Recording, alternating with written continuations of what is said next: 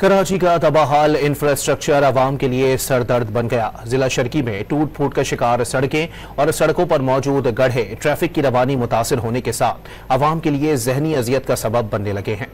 कराची से अनम मशकूर की रिपोर्ट।